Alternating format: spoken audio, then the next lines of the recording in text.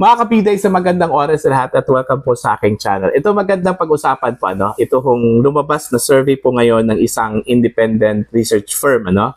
Patungkol po ito sa impeachment po laban po kay Vice President Sara Duterte, mga kabida, ano po? Sa headline po ng Newswatch Plus Philippines, ano po? 3 in 10 Filipinos want Duterte acquitted to stay as VP, ano?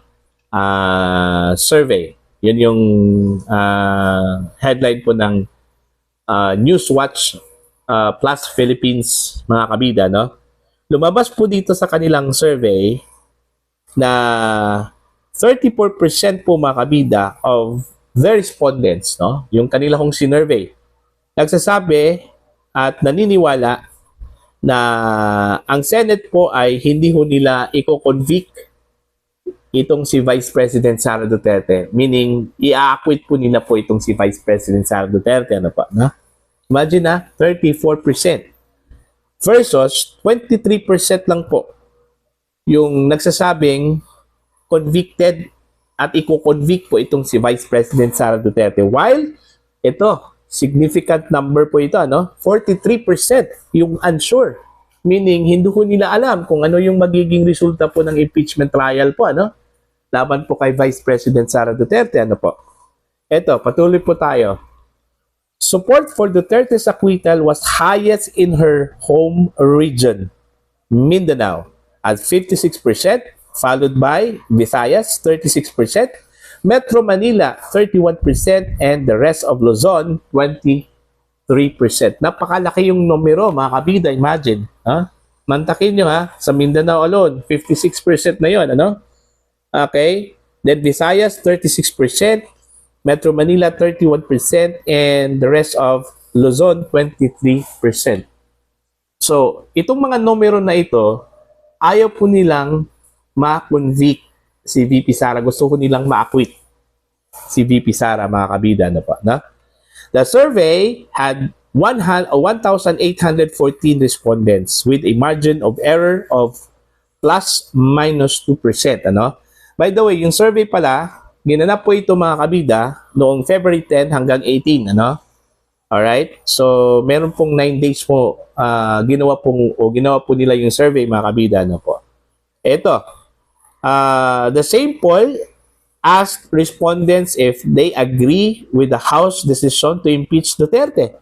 Approved with a vote of 215 lawmakers on February 5, sending the articles of impeachment to the Senate. 47%, okay, take note, ha, 47% disagreed. Ibig sabihin, 47% po yung ayaw ho doon ho sa ginawa ng House of Representatives, mga kabida, no? Alright? And then 33% agreed, yung gusto, at suportado yung ginawa po ng House, at 20%, mga kabida, were undecided. So, hindi ho nila, o hindi pa po sila makapagdesisyon kung sila po ba ay pabor at saka hindi, ano? Sa ginawa po ng House of Representatives to impeach the Vice President of the Republic of the Philippines. Ano po? Okay? As earlier social weather station survey commissioned by StatBase Consultancy showed different results in December, with 41% of respondents supporting impeachment, 35% opposing it, and 19% undecided. Medyo dito ho sa SWS, pati yung Tanjiri, ano po, mga kabida, medyo alanganin po ako doon sa kanila kung inilabas na survey, ano po, kung ito ba yung totoong sentimento po ng mga tao, no? Mantakin nyo, ha, doon ho sa latest po ng, kasali na po itong Okta, no? Yung Okta pala. Itong Okta, grabe po talaga itong Okta, eh.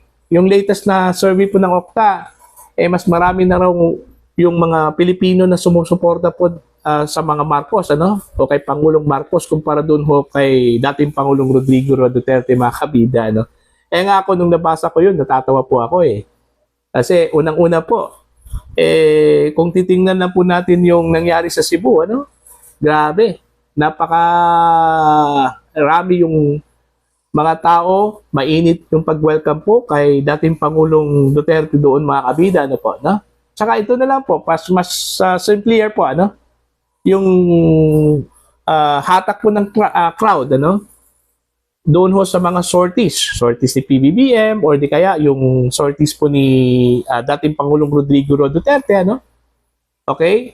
Unahin po natin yung kay BBM, no? Kay Pangulong Marcos. Si Marcos po ay pumunta doon sa mga lugar kasama yung kanyang mga kandidato. Although maraming mga tao mga kabida, we have to consider na may mga ayuda yon, di ba? Di ba? Pero kung titingnan mo yung actuations, yung reaction po ng mga tao, halos hindi ho nila nakita si PBBM di ba? Si Marcos. Kahit na yung kumakaway na po yung Pangulo doon mga kabida, halos hindi ho nila nakita yung pagkaway po ng Pangulo. Parang wala ho silang reaction doon, ano? Di ba? May mga video nga na kahit na doon ho sa, hindi ko alam kung sa isang loob ng gusali ba yon na habang kumakaway po yung Pangulo, parang walang reaction, walang imik yung mga tao na kinakawayan po ng Pangulo, ano? Unlike kay Pangulong Duterte, mga kabida, tingnan mo yung behavior po ng mga tao, di ba? Grabe. Halos po, hatakin na po itong si Digong, di ba? Tapos nagpapapicture pa po, ano? Katulad po ni VP Sara, nung pumunta po sa Cebu, kahapon, ano? Anong nangyari doon? Daming tao. Yung mga tao doon halos hindi ho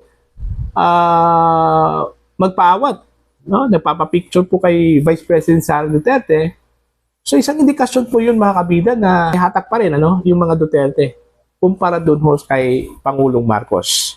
Kaya nung nakita ko yung mga surveys, nabasa ko yung mga surveys ng SWS, Tanjiri, yung Okta Research, no?